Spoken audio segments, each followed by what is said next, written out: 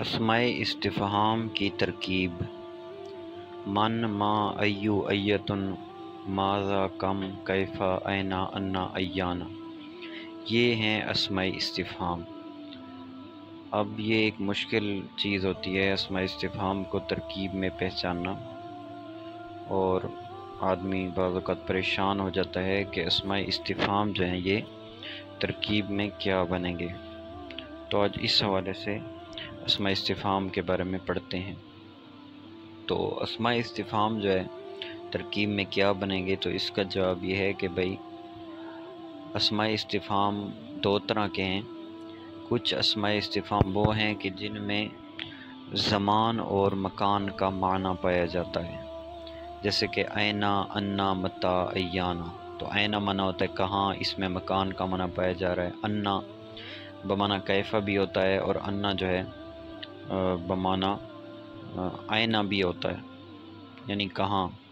تو یہاں کہاں جیسے کہ اینا مراد ہے۔ تو انا بمعنی اینا یعنی جس کا معنی ہوگا کہاں، جیسے کہ حضرت زکریا علیہ السلام نے حضرت بی مریم سے پوچھا تھا انا لکی ھذا، یعنی وہاں مراد تھا اینا لکی ھذا، کہ یہ پھل تمہارے پاس کہاں سے آئے۔ تو اس کے بعد متا ہے، متا کب، متا کا معنی ہے کب، تو اس کے اندر زمان کا معنی ہے۔ ایانا معنی بھی ہوتا ہے کب، اس کے اندر بھی زمان کا معنی ہے۔ لہذا جن اسماء استفہام میں زمان کا معنی ہے یہ ہمیشہ مفعول فی بنیں گے۔ تو کیونکہ مفعول فی ایسے اسم کو کہتے ہیں کہ جس کے اندر زمان یا مکان کا معنی پایا جائے، تو یہ ترکیب میں ہمیشہ مفعول فی بنیں گے اور محلاً منصوب کہلائیں گے۔ کیونکہ یہ مبنی ہیں تو مبنی کا اعراب جو ہے وہ محلی ہوتا ہے، اس لیے محلاً منصوب کہلائیں گے۔ اس کی چند مثالیں دیکھ لیتے ہیں، جیسے این ذہب۔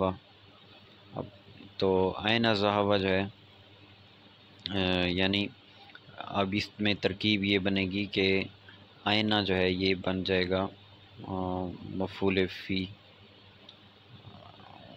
فی مقدم، ذہب فعل کا، ذہب کے اندر ہوا ضمیر فاعل بن جائے گی، تو ذہب اپنے فاعل اور اس مفعول فی سے مل کر جملہ فعلیہ انشائیہ بن جائے گا۔ اس طرح اگر بعض اوقات ایسا ہو کہ آئینہ کے بعد فعل نہ ہو، تو پھر ذہن میں آتا ہے کہ پھر کیسے ترکیب ہوگی، تو پھر بھی یہی ترکیب ہے کہ یہ مفعول فی بنے گا۔ جیسے آئینہ ہوا ہے تو اس میں آئینہ مفعول فی ہی ہے۔ ہاں یہ اور بات ہے کہ یہاں اس کا جو فعل ہے وہ محذوف ہے، تو وہ ہم ثابتہ نکالیں گے کہ آئینہ ثابتہ ہوا یا ثابت آئینہ ہوا، کہ وہ کہاں پہ ثابت ہے، وہ کہاں ہے۔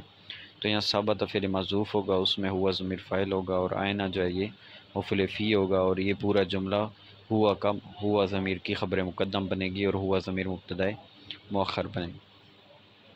تو ان کے علاوہ باقی جو متا ہے، ایانہ ہے، ان کی بھی اسی طرح ترکیب ہوگی۔ جیسے متا تذہبو، تو یہاں متا مفعول فی مقدم ہے تذہبو کا، اور اگر آ جائے متا سفرو کا، تو یہاں وہی ثابتہ متا سفرو کا، یہاں ثابتہ کا یہ مفعول فی بنے گا۔ اس طرح ایانہ یوم القیامت ہے، تو یہاں ایانہ ثابتہ یوم القیامت، تو یہ ثابتہ کا مفعول فی بنے گا۔ تو اب آگے چلتے ہیں کہ جن کے اندر زمان اور مکان کا معنی نہیں ہوتا وہ بقیہ ہیں، یعنی من، ما، ایو، ایتن، ماذا، کیفہ۔ تو ان کے علاوہ کی پہچان کا آسان طریقہ یہ ہے کہ اس میں استفہام پر مشتمل جملہ کا جواب بنا لیں، یعنی یہ اسماء استفہام جو ہے نا جس بھی جملے میں ہے تو اس جملے کا ہم نے جواب بنانا ہے، اور جتنا پوچھا جا رہا ہے اتنا ہی جواب بنانا ہے، کم یا زیادہ نہیں بنانا۔ اب وہ جو جواب ہوگا اس جواب کی ہم ترکیب کریں گے، تو اس جواب کے اندر اس میں استفہام کے بدلے میں، ظاہر بات ہے اس میں استفہام سوال کے لیے آیا تھا، اب جواب میں اس میں استفہام نہیں آئے گا، اس کے بدلے میں کوئی اسم آئے گا، تو اس میں استفہام کے بدلے میں جو بھی اسم آیا ہے جواب میں اس اسم کی جو بھی ترکیب بنے گی تو اس میں استفہام کی بھی وہی ترکیب بنے گی۔ تو اس کی ہم مثال لے لیتے ہیں، جیسے کہ سوال ہے ما ھذا۔ اب ہم نے سب سے پہلے کیا کرنا ہے، اس ما ھذا پر مشتمل یہ جو جملہ ہے ما ھذا، اس ما پر مشتمل، اس میں استفہام پر مشتمل، اس ما ھذا کا ہم نے جواب بنانا ہے۔ تو بالفرض ما ھذا کا ہم جواب بناتے ہیں کہ ھذا کتاب، بھئی یہ کتاب ہے۔ تو اب ھذا کتاب میں ہم نے دیکھنا ہے کہ ہم نے ما جو اس میں استفہام ہے اس کے بدلے میں کون سا اسم ھذا کتاب کے اندر آیا ہوا ہے، یہ ما کے بدلے میں آئی ہوئی ہے، ما کے بدلے میں کتاب آئی ہوئی ہے، کیونکہ ھذا تو وہی جو سوال میں مذکور تھا وہی جواب میں آیا ہے، تو ما ہاذا یہ کیا ہے؟ تو بھئی ہاذا کتاب، یہ کتاب ہے۔ اب کتاب ماں کے بدلے میں، اب ہم نے کتاب کو دیکھنا ہے کہ یہ کیا بن رہا ہے۔ تو یہاں کتاب خبر ہے جو ماں کی جگہ پہ، اس سے ماں استفہام کی ترکیب حل ہو گئی ہے کہ وہ خبر مقدم اور ہاذا مبتدا ہے۔ تو یہاں ہاذا مبتدا، جواب کے اندر ہاذا مبتدا ہے اور کتاب خبر ہے، تو کتاب ماں کے بدلے میں آئی ہوئی ہے، لہذا جواب میں کتاب کی جو ترکیب آئی ہوئی ہے ماں ہاذا جو سوال ہے، اس میں بھی ہم نے کتاب کی والی ہی ترکیب کرنی ہے، یعنی ماں کو جو ہے ہم یہاں خبر مقدم بنائیں گے، کیونکہ اس کے جواب میں کتاب آیا تھا اور کتاب کو ہم نے خبر مقدم بنایا تھا۔ تو اور ہاذا جو ہے یہ مبتدا مؤخر بنے گا، کیونکہ جواب میں ہاذا مبتدا مؤخر ہے۔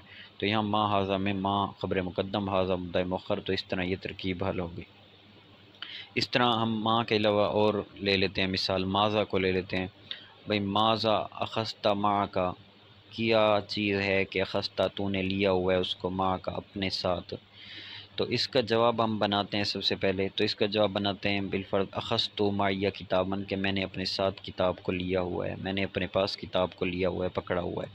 اب اس میں ہم نے دیکھنا ہے کہ اخذت معی کتابا میں کون سا ایسا لفظ ہے جو اس میں استفہام کے بدلے میں آیا ہے اور یہاں اس میں استفہام اس وجہ سے نہیں آیا۔ تو وہ ہم نے دیکھا کہ بھئی اخذت جو ہے، اخذت فعل یہ جو یہاں ہے اخذت، ادھر اخذت ہے اگرچہ، تو یہ بھی یہاں موجود ہے، وہاں بھی موجود ہے، ماں کا اور معیہ ایک دوسرے کے بدلے میں۔ اب بچہ ہے کتابن، تو کتاب اخذت ماں کا، اخذت ماں کا میں سے کسی کے بدلے میں نہیں ہے، تو سمجھ آیا کہ یہ ماذا کے بدلے میں۔ اب ہم نے دیکھنا ہے کہ اخذت معیہ کتابن میں کتابن کی ترکیب کیا بن رہی ہے۔ اب جو کتابن کی ترکیب ہوگی وہی ادھر ماذا کی ترکیب ہوگی، تو اس میں کتاب مفعول بہی ہے جو ماذا کی جگہ پہ ہے، لہذا سوال میں ماذا مفعول بہی مقدم ہوگا، اخذت فعل ہوگا، تا ضمیر فاعل ہوگی، اور ماں کا مفعول مضاف مل کر مفعول فی بنے گا۔ اس طرح ایک اور اس میں استفہام کو لے لیتے ہیں، من کو لے لیتے ہیں، من انتا۔ تو اب یہاں ہم نے جواب بنانا ہے، تو جواب میں من کے بدلے میں جو چیز آئی ہوگی تو اس کو ہم نے دیکھنا ہے۔ تو من انتا، تو کون ہے؟ تو بالفعل میں کہتا ہوں انا خالد، کہ میں خالد ہوں۔ اب انا خالد میں آنا جو ہے انتا کے بدلے میں ہے اور خالد جو ہے یہ من کے بدلے میں ہے۔ اب انا خالد میں ہم نے خالد کو دیکھنا ہے کہ خالد ترکیب میں کیا بن رہا ہے، تو خالد ترکیب میں آنا کی خبر بن رہا ہے اور خالد من کے بدلے میں، لہذا سوال میں ہم نے من کو وہی بنانا ہے جو خالد بنا تھا، تو خالد خبر بنا ہے تو من بھی جو ہے وہ من انتا میں یہ خبر مقدم بن جائے گی اور انتا مبتدا مؤخر بن جائے گا۔ یہ اس طرح ترکیب حل ہو جائے گی۔